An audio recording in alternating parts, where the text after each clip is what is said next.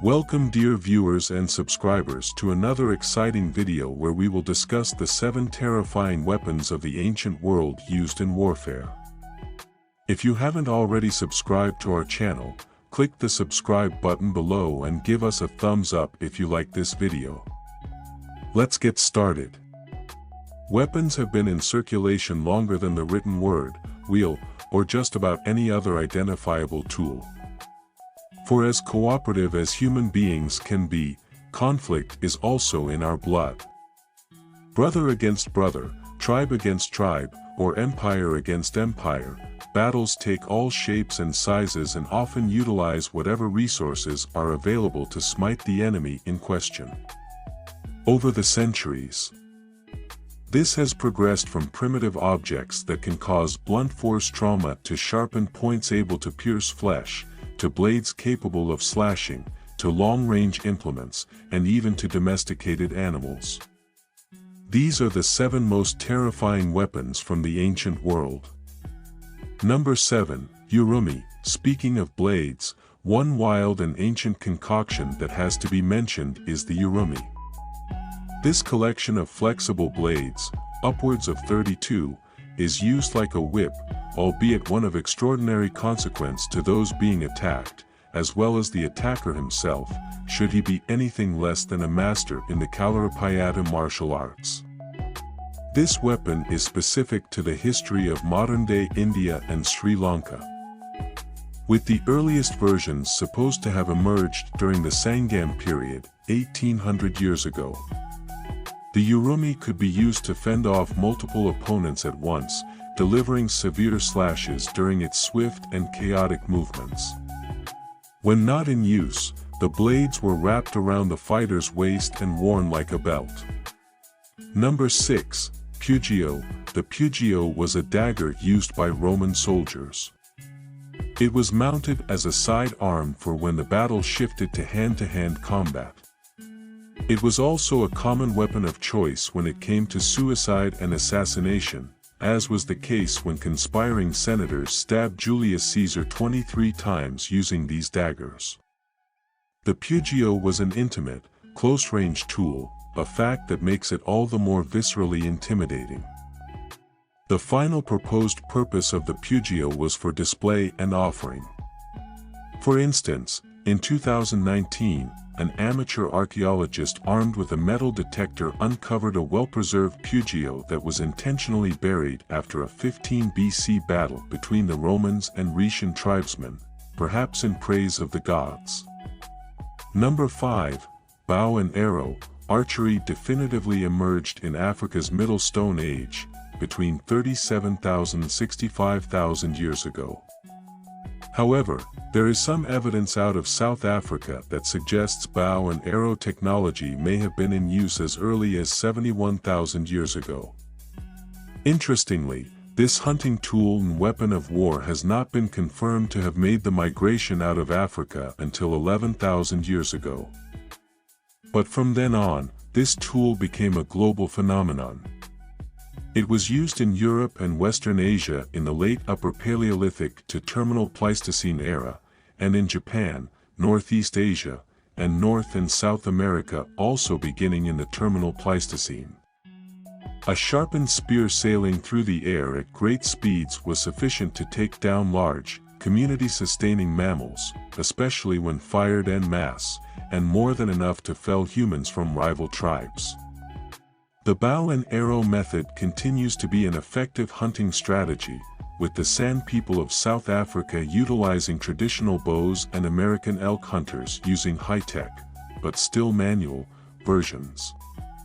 Number 4, wooden club.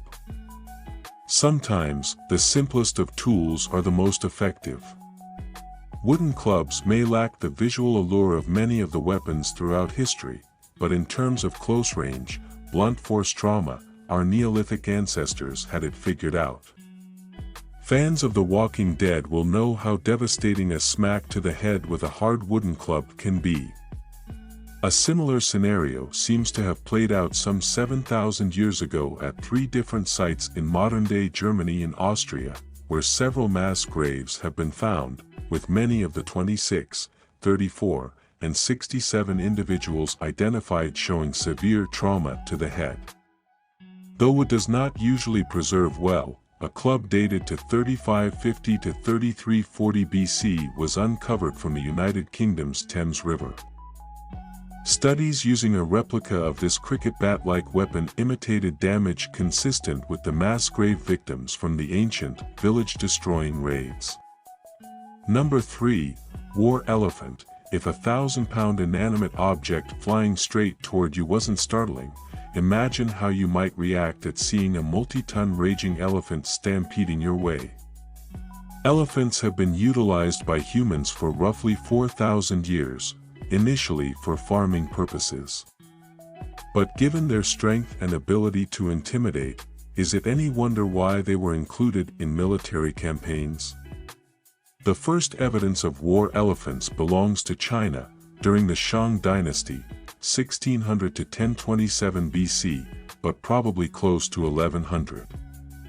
Their effectiveness caught on.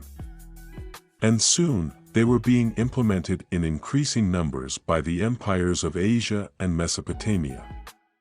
In 331 BC, Alexander the Great encountered 15 war elephants, along with 200,000 Persian troops, at the Battle of Gaugamela, in modern-day northern Iraq, followed by 100 war elephants at the Battle of Hydaspes, when he invaded Punjab, India, 5 years later. After successfully thwarting the resistance of Pavataha, aka King Porus, he integrated 80 surviving elephants into his own army. Number 2. Catapult. While this projectile-hurling siege weapon might not strike the visceral fear of a sharp blade or blunt instrument, the consequences of its use would have been undeniably terrifying. Watching the enemy wheel several catapults to the edge of town meant serious impending destruction for property, defenses, soldiers, and bystanders. The earliest iterations began showing up in the first half of the first millennium BC and more closely resembled crossbows. But by the 3rd century BC, the Greeks, thanks to the famous scientist and inventor Archimedes, progressed the iconic torsion catapult to the point where it could toss enormous, wall-smashing stones. No wonder the term catapult, which is derived from the Greek terms kata and palion, to hurl against, cemented itself into common history. Catapults were subsequently adopted by the Romans, Chinese, and a multitude of other armies. Number 1. Khopesh. The ancient Egyptians were masters of megalithic engineering, but they also showed a lot of prowess when it came to weapons of war. The khopesh, also known as the sickle sword, is a prime example. This curved blade, which is technically categorized as an axe rather than a true sword, was forged in bronze and generally measured between 19 to 24 inches in length. It not only proved itself on the battlefield but also served as a symbol of power amongst rulers, with the likes of Ramses II and Queen Nefertiti being depicted with it in hand. While the khopesh, which means the foreleg of an animal, in obvious reference to its shape, was honed and popularized by New Kingdom Egyptians, 1570 to 1070 BC. It can be traced back to the earliest known civilization of southern Mesopotamia, the Sumer, around the 3rd millennium BC. Simpler copper-based sickle swords date back even further. The weapons of today are capable of mass destruction, but the implements from the ancient world were terrifyingly intimate. Soldiers, whether conscripted or volunteers, and common citizens alike faced the very real possibility of being confronted by one of these startling, painful, and life-threatening instruments. At any moment, an expanding empire or an aggressive group of nomads could charge over the hill, likely brandishing one of these horrible weapons. In the evolution of weaponry, we've witnessed a profound shift from ancient to modern times. Ancient weapons relied heavily on physical strength, craftsmanship, and simplicity. Blades, bows, and spears dominated the battlefield, often requiring great skill in close combat. In contrast, modern weaponry is a testament to technological advancement. Firearms, tanks, aircraft, and missiles dominate, granting long-range precision, rapid firepower, and devastating impact. Modern warfare is characterized by its ability to project force over great distances with efficiency and destruction, yet, with this progress comes a heightened responsibility. Modern weapons have the power to inflict unparalleled destruction, necessitating careful control and diplomacy to prevent catastrophic conflict. The difference lies not just in the tools, but in the profound impact they can have on the world stage.